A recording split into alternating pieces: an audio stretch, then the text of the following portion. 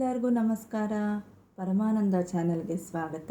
ಈ ದಿನ ಈ ವಿಡಿಯೋಲಿ ನಾವು ವಾಸವಿ ಜಯಂತಿಯ ಬಗ್ಗೆ ತಿಳಿದುಕೊಳ್ಳೋಣ. ವಾಸವಿ ಜಯಂತಿಯ ಹಬ್ಬವನ್ನು ತುಂಬ ಅದ್ಧೂರಿಯಾಗಿ ಆಚರಣೆ ಮಾಡುತ್ತಾರೆ. ಆ ದಿನ ತಾಯಿ ವಾಸವಿ ಕನ್ಯಕಾ ಪರಮೇಶ್ವರಿಯ ಜನ್ಮದಿನೋತ್ಸವ.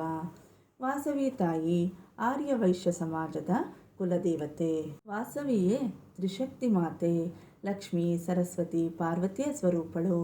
ವಾಸವಿ ಪದದ ಅರ್ಥವನ್ನು ತಿಳ್ಕೊಳ್ಳೋಣ. ಎಲ್ಲರ ಹೃದಯದಲ್ಲಿ ಆತ್ಮಸ್ವರೂಪಳಾಗಿ ನೆಲೆಸಿರುವವಳು. ಇಡೀ ಸೃಷ್ಟಿಗೆ ಆಕೆಯ ಪ್ರಕಾಶ. ಹಾಗಾದರೆ ಈ ತಾಯಿಯ ಕತೆ ನೋಡೋಣ.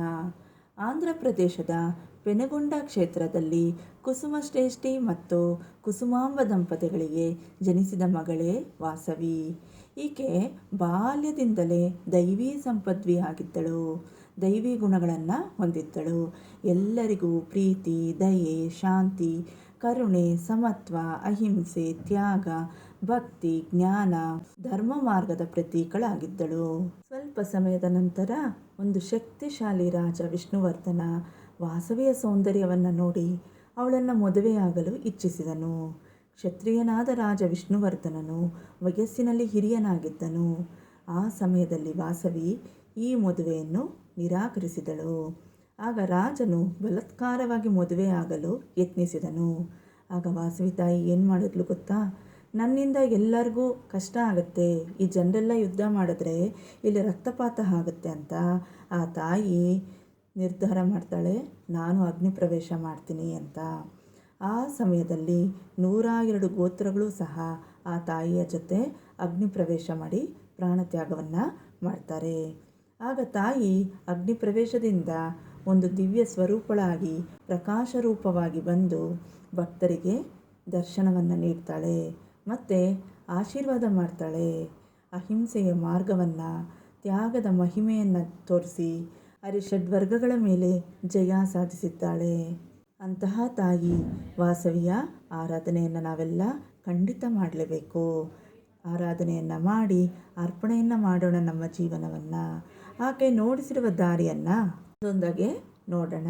ಅಹಿಂಸೆಯ ಮಾರ್ಗ. ಯಾರಿಗೂ ಜೀವನದಲ್ಲಿ ನಾವು ಹಿಂಸೆ ಕೊಡಬಾರ್ದು. ಪ್ರಾಣಿ ಆಗಲಿ, ಪಕ್ಷಿ ಆಗಲಿ, ಜನರಿಗಾಗಲಿ ಯಾರಿಗೂ ಹಿಂಸೆ ಮಾಡಬಾರ್ದು. ದೇಹದಿಂದ ಆಗಲಿ, ಮಾತಿನಿಂದ ಆಗಲಿ ಅಥವಾ ಮನಸ್ಸಿನಲ್ಲಿ ಕೆಟ್ಟ ಯೋಚನೆಗಳ ಮಾಡಿನೂ ಹಿಂಸೆ ಮಾಡಬಾರ್ದು. ಯಾವಾಗಲೂ ನಾವು ಒಳ್ಳೆಯದಾಗುವ ಆಲೋಚನೆಗಳನ್ನು, ಚಿಂತನೆಗಳನ್ನು ಮಾಡಬೇಕು. ಸೆಕೆಂಡ್ ಒನ್ನು, ತ್ಯಾಗದ ಮಹಿಮೆ. ತ್ಯಾಗ ಎಂದರೆ ಸ್ಯಾಕ್ರಿಫೈಸ್. ಆ ವಾಸವಿ ಕನ್ಯಕಾ ಪರಮೇಶ್ವರಿ ಅಗ್ನಿಗೆ ತನ್ನ ದೇಹವನ್ನು ಅರ್ಪಣೆ ಮಾಡಿದಳು. ಯಾರಿಗಾಗಿ? ಲೋಕಹಿತಕ್ಕಾಗಿ, ಲೋಕ ಕಲ್ಯಾಣಕ್ಕಾಗಿ. ಆ ಅಗ್ನಿ ಪ್ರವೇಶದ ಸಮಯದಲ್ಲಿ 102 ಗೋತ್ರದ ದಂಪತಿಗಳು ಸಹ ದೇಹ ತ್ಯಾಗವನ್ನು ಮಾಡಿದರು. ಆಕೆ ವಾಸವಿ ತಾಯಿ ಎಷ್ಟು ದಯಾಮಯಿ ತ್ಯಾಗಮೂರ್ತಿ. ಅದನ್ನು ನಮ್ಮ ಜೀವನದಲ್ಲಿ ನಾವು ಆ ಸ್ಯಾಕ್ರಿಫೈಸನ್ನು ಅಳವಡಿಸಿಕೊಳ್ಳಬೇಕು. ಥರ್ಡ್ ಒನ್ನು, ಅರಿಷಡ್ವರ್ಗದ ಮೇಲೆ ಜಯ. ನಮ್ಮೆಲ್ಲರಲ್ಲೂ 6 ಅರಿಗಳಿವೆ. ಒಳಗಿನ ಶತ್ರುಗಳು ಯಾವುದದು? ಕಾಮ, ಕ್ರೋಧ, ಲೋಭ, ಮೋಹ, ಮದ, ಮತ್ಸರ. ಆ ತಾಯಿ ಕಾಮದಿಂದ ಬಂದ ರಾಜನನ್ನು ತಿರಸ್ಕರಿಸಿದಳು. ಏನಂತ ಇದರಿಂದ ಸಂದೇಶ? ಕಾಮ ಅನ್ನೋದನ್ನು ಫಸ್ಟು ಕ್ಲೋಸ್ ಮಾಡಿದ್ರೆ ಬೇರೆ ಅರಿಗಳನ್ನೆಲ್ಲನೂ ನಾವು ಜಯಿಸ್ಬೋದು. ಅದಕ್ಕೆ ಆಸೆ ಅನ್ನೋದಕ್ಕೆ ಒಂದು ಲಿಮಿಟ್ ಇದೆ. ಅದನ್ನು ನಾವು ತಿಳ್ಕೋಬೇಕು. ನಾವೆಲ್ಲ ತಾಯಿಯ ಗುಣಗಳನ್ನು, ವಾಸವಿ ತೋರಿಸಿರುವಂತಹ ಅಹಿಂಸೆ, ತ್ಯಾಗ, ಅರಿಷಡ್ವರ್ಗಗಳ ಜಯವನ್ನು ನಮ್ಮ ಜೀವನದಲ್ಲಿ ಅಳವಡಿಸ್ಕೊಂಡು ಆ ಮಾರ್ಗವನ್ನು ಅನುಸರಿಸುತ್ತಾ ಆನಂದ ಪರಮಾನಂದದಿಂದ ಬಾಳೋಣ. ಎಲ್ಲರಿಗೂ ಧನ್ಯವಾದಗಳು. ಜೈ ವಾಸವಿ, ಜೈ ಜೈ ವಾಸವಿ.